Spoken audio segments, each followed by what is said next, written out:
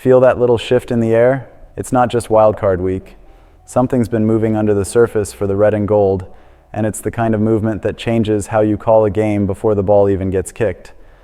A piece just dropped right in the middle of this defense, and the response could end up rewriting the plan for Sunday. Then, out of nowhere, you get a veteran popping up like the one key you forgot you had, the one that suddenly matters. And while we're locked in on the matchup, other teams are already eyeing our building, trying to pull people out of it, on the sideline and upstairs. Sit with that for a second. How much of a playoff run is pure talent, and how much is stability? Before we dive in, hit like, subscribe, and drop a comment as we go, because I already know this is going to split the faithful. January is brutal in a specific way. You can win a game before the first snap, or you can lose it on one tiny detail that never shows up in the highlights. And right now, that detail lives dead center in the defense. When you lose another linebacker for the season, it's not just an injury on a sheet. It's the guy getting everyone lined up. It's the communication in the huddle. It's run-fit angles. It's who carries the seam and zone. It's that half beat of hesitation that turns into 6 points when you're facing a champion-level offense. And honestly, the timing couldn't be meaner, because the most ironic storyline of the week sits right inside the game plan. Bryce Huff is walking into this wild-card matchup against the same team that didn't see him as a clean fit in Vic Fangio's defense. In Philly, at under 260 pounds, he wasn't viewed as that every down edge you can leave on the field and expect to survive the run game. In San Francisco, with Robert Saleh, the usage looks different. Different angles, different levels of aggression, different situation packages. And you've got a coordinator who understands exactly where Huff wins and how to put him in those spots. The trade was always a calculated swing. The Niners sent a 5th-round pick, and it could have bumped to a 4th if Huff hit 8 sacks in 2025.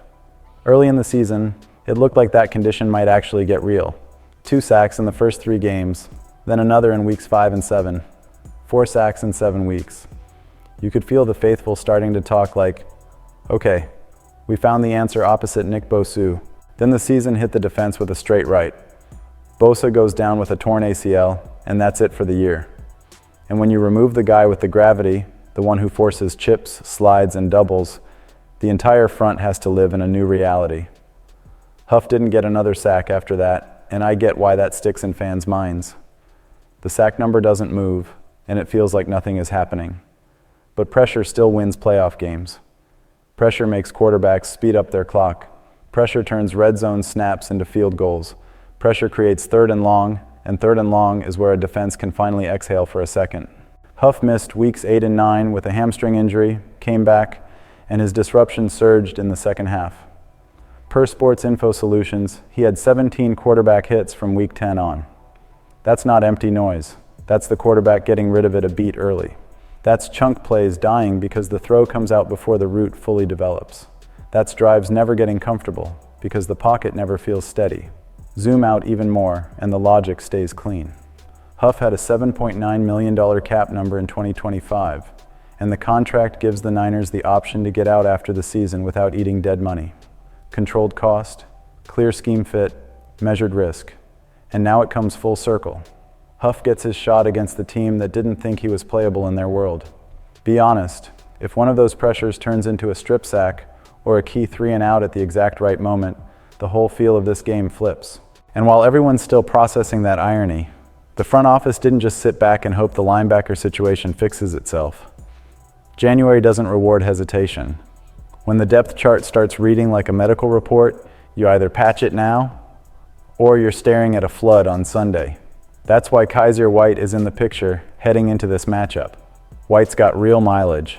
4th-round pick in 2018, time with the Chargers, the Eagles, the Cardinals, and most recently the Titans practice squad this season before being released on December 8th. And yeah, I know how some people react to the words practice squad, but don't get stuck there. What matters is the body of work. 618 career tackles, 34 tackles for loss, 93 games played, 73 starts. That's not fluff. That's years of reading concepts, taking the right angles, and being where you're supposed to be when the ball starts flying over the middle. Now look at what San Francisco is dealing with. Tatum Bethune suffered a groin tear in Week 18 and is out for the playoffs. D. Winters is battling an ankle issue. Luke Gifford has a quad situation. Eric Kendricks is expected to step into a bigger role, but nobody survives January by leaning on one guy like it's a one-man mission. And then there's Fred Warner, still the heartbeat of this defense. Dislocated and fractured right ankle back in Week 6, and the earliest anyone is expecting a return is the NFC Championship game, if the Niners get there. Until then, somebody has to get the unit aligned, communicate, and keep the middle of the field from turning into the easiest place to live. That's where White fits. He's not walking in as some headline superhero. He's coming in to execute, to get the call right, to not blow an assignment, to be in the correct window when Philly leans on play action, screens, and crossers. In the playoffs, that's priceless. You've watched enough football to know this. Sometimes the whole game swings because one linebacker takes one wrong step for 1 second. You feel it before the replay even finishes. Does White fix everything? No. There's no magic signing in January. But it's a grown-up response from a team that understands what time it is. San Francisco identified a weakness and actually attacked it. No excuses, no waiting. And while the faithful argues whether that's enough or just a temporary bandage, there's another tension building inside the building, because now the future is trying to creep into the week. According to Albert Breer, the Arizona Cardinals requested permission to interview Robert Saleh for their head coaching vacancy. That hits different, because Saleh isn't just a coordinator in this place. For this franchise, he's identity.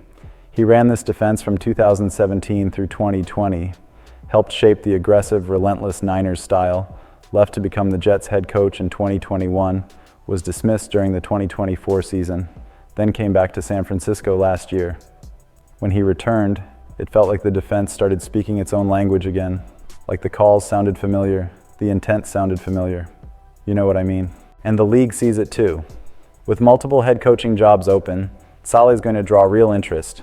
And yes, the defense finished 20th in total yards allowed and 13th in points allowed in 2025. But context matters. Injuries mattered. Losing Fred Warner mattered. Losing Nick Bosu mattered. Constant shuffling matters. That's not a normal season for any defense. And still, 13th in points allowed tells you they kept finding ways to survive.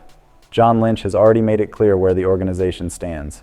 He said they can make it very attractive for Saleh to stay, and they plan on doing that. Translation: the Niners want him here, and they're prepared to make it worth his while. But playoff weeks aren't built for peaceful, slow conversations. If Arizona pushes this hard, San Francisco has to think about contingency without letting it hijack Sunday. That's why Gus Bradley's name comes up as a possible next man if things move in that direction.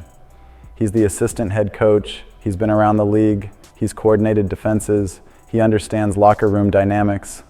Let me say this though, right now, Saleh's eyes are on the Eagles, the defending Super Bowl champs, and his hands are on the game plan. That's the job in front of him. Everything else can wait, even if it's knocking loudly. And that creates the tension you can feel as a fan. If you win, you raise the value of the people guiding you. If you lose, the uncertainty gets louder. That's the playoff paradox. And just when you think the week can't get any more chaotic, another franchise looks at the 49ers and basically says, yeah, we want that too. The Atlanta Falcons requested permission to speak with 49ers executive Josh Williams for their newly created president of football role. That news was first reported by Ian Rappaport. If Josh Williams isn't a name you've been tracking, you should know the resume. He spent 15 seasons with the franchise, climbing step by step, scouting assistant in 2011, pro personnel scout in 2013, national scouting representative in 2016, area scout in 2017, national scout in 2022. And now, as of 2025, he oversees pro and college scouting, contributes to player development, and is involved in contract negotiations, a role he's held since 2024. In other words, he's part of the brain trust that helps decide who comes in, who stays, and how the roster stays sustainable year after year. And Atlanta isn't doing this as a casual, let's talk. They're restructuring. The Falcons moved on from general manager Terry Fontenot after 5 seasons, and head coach Raheem Morris after 2. They're bringing in outside search groups to help rebuild the organization, and the first big move is this president of football position, someone above the GM and coach level to define philosophy, process, and long-term direction. Williams has been on radars before. He was a finalist for the Jaguars job in the last cycle, and he's already lined up to interview with the Dolphins. So no, this isn't random. This is real demand for what San Francisco has built behind the scenes. From the faithful perspective, it's a weird mix. Pride, because it confirms the league looks at the 49ers like a model organization. And anxiety, because losing key people upstairs doesn't punch you in the face on Sunday. It shows up 2 or 3 years later when you're trying to keep stacking good decisions. So yeah, everything connects. Injuries testing depth, reinforcements arriving right on time, coaches and executives getting attention, and a wildcard game that isn't just about talent, it's composure, communication, and identity. The Niners are banged up, but they're not fragile. January doesn't demand perfection, it demands answers. And this roster, this staff, this organization has shown it can answer when people doubt them. Now I want it from you. Does all of this make you more confident, or does it make you even more on edge? Hit like, subscribe, and get in the comments. Tell me which of these storylines is sitting heaviest with you right now.